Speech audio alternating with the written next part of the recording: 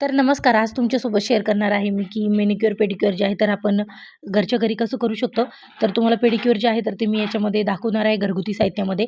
तर हा जो ब्रश होता तो घेतला आहे, खडे मीठ घेतलेलं आहे, त्यानंतर दुधावरची साय घेतलेली, लिंबू घेतले, साखर घेतली आहे आणि त्यानंतर जे आहे तर बेसन पीठ घेतलेलं आहे.